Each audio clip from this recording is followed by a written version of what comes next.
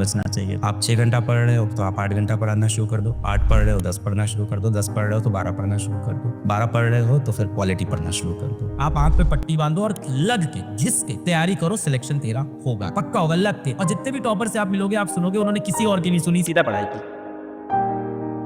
दिन भर जब आपको लगता है आपको काम करना चाहिए तब आप किसी और चीज में फंसे रहते हो। करोगे क्या, आप बिजी हो जाओगे दोस्तों से बात करने। जिस समय आप उससे बात कर रहे हो उस टाइम आपके दिमाग में क्या चलता रहेगा? पढ़ाई करनी है, पढ़ाई करनी है। दिमाग में लगातार यहाँ से लगातार सिग्नल्स आ रहे हैं, पढ़ाई करनी है, पढ़ाई करनी है। पर दिमाग में बैठा है एक शैतान, वो कह रहा है कोई बात नहीं, हो जाएगा, हो जाएगा, चल बाबू आराम से बात कर, हो जाएगा, मैं संभाल लूंगा। फिर लगता है कि अब पढ़ाई करनी है, फिर लगता है 10 मिनट मोबाइल, और फिर दिमाग से लगातार सिग्नल आ रहा है कि अभी भी समय बाकी है, अभी भी पढ़ ले, अभी भी पढ़ ले। ये लगातार चलता रहता है। ये जो एक्सटर्नल वर्ल्ड है ये आपके दिमाग को अफेक्ट क्यों कर पा रहा है? क्योंकि आपका दिमाग कहीं ना कहीं खोखला हो गया। आपके अंदर अपने लिए, अपने एम के लिए, अपनी जिंदगी के लिए, अपने माँ बाप के लिए, अपने गोल के लिए सीरियसनेस खत्म हो चुकी है। इसीलिए एक्सटर्नल वर्ल्ड आपको अफेक्ट कर पाता है। आपकी जिंदगी में समय ही कैसे है? आपके पास समय ही कैसे बच रहा है कि आप दोस्तों से बैठ के चर्चा कर सकते हो, आप बैठ के मोबाइल स्क्रॉल कर सकते हो, आप इंस्टाग्राम पे रील शेयर कर सकते हो, रील देख सकते हो। आपके पास इतना समय बच कैसे रहा है? जाहिर सी बात है आपने अपनी जिंदगी में काफी समय खाली छोड़ रखा है, इस वजह से आपके पास समय बच रहा है। तो पहले तो अपनी जिंदगी का समय पूरी तरह से पूरा भर दो। अपनी जिंदगी का समय नहीं बचना चाहिए। पहली चीज तो आपके पास है। आप 6 घंटा पढ़ रहे हो तो आप 8 घंटा पढ़ना शुरू कर दो, 8 पढ़ रहे हो 10 पढ़ना शुरू कर दो, 10 पढ़ रहे हो तो 12 पढ़ना शुरू कर दो, 12 पढ़ रहे हो तो फिर क्वालिटी पढ़ना शुरू कर दो। कहीं पे भी लिमिट खत्म नहीं हो रही है। आप आए हो यहाँ पे किस लिए? एक कॉम्पिटिटिव एग्जाम को क्लियर करने के लिए। इस समय आपके जीवन में क्या लक्ष्य क्या है? कॉम्पिटिटिव एग्जाम को कैसे भी क्लियर करना है, यही चल रहा है ना इस समय लक्ष्य आपका। इसका सोल्यूशन आप देखो तो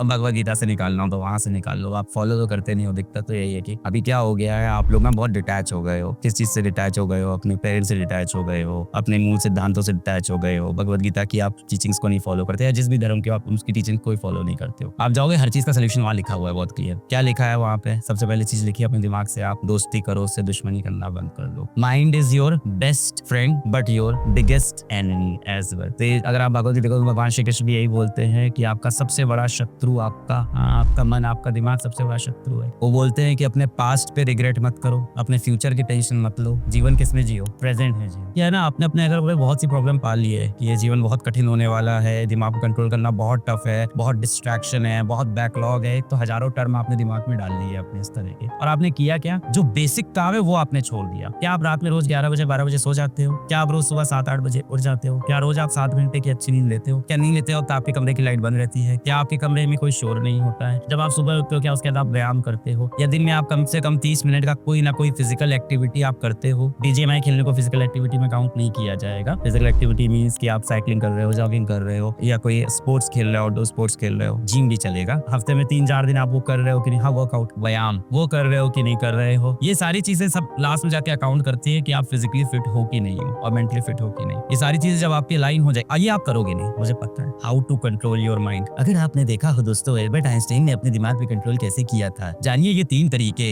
आपको उस रैंडम यूट्यूबर की बातों में भरोसा है, आपको उस इंसान पे भरोसा नहीं है जो दिन रात आपके लिए मजदूरी कर रहा है, मेहनत कर रहा है, आपके माँ बाप। आपको उस इंसान पे भरोसा नहीं है जिसने पूरी दुनिया बताई, श्री कृष्ण। तो जो चीज वहां लिखी है वो आप फॉलो ही नहीं करोगे। आप अपने क्वेश्चंस का आंसर ही गलत जगह ढूंढ रहे हो, रॉन्ग नंबर पे ढूंढते हो। मजाक नहीं है बेटा, ये 1% सिलेक्शन रेशियो है। 1%, 1% का सिलेक्शन रेशियो है। 10,000 बच्चे सेलेक्ट होंगे जब 12 लाख बच्चे, 14 लाख बच्चे एग्जाम में बैठते हैं। और जहां बोर्ड एग्जाम की बात करूं वहां बेटा 2 लाख बच्चों के 90% आते हैं, और यहाँ मैं बात करूं 10,000 बच्चा सेलेक्ट होता है। आप डिफरेंस समझो, एक तरफ 2 लाख बच्चों के 90% आना, तो वो उतना टफ नहीं था। आप यहाँ कंपीट करोगे 14 लाख बच्चों के साथ। आईआईटी की बात करूं, नीट की बात करूं तो शायद 24 लाख बच्चों के साथ कंपीट करोगे। और आईआईटी की बात करूं तो 14 लाख में से कुछ 10,000 बच्चा होगा या 12,000 बच्चा होगा जो आईआईटीज में जाएगा। नीट की बात करूं तो 24 लाख में से 40,000 बच्चा होगा जो गवर्नमेंट कॉलेजेस में जाएगा। और इसमें रिजर्वेशन हटा रहा हूं मैं, रिजर्वेशन की सीट्स भी इसके अंदर होंगी। ये रिजेक्शन का एग्जाम है, इसमें रिजेक्ट होना इज आम बात, सिलेक्ट होना इज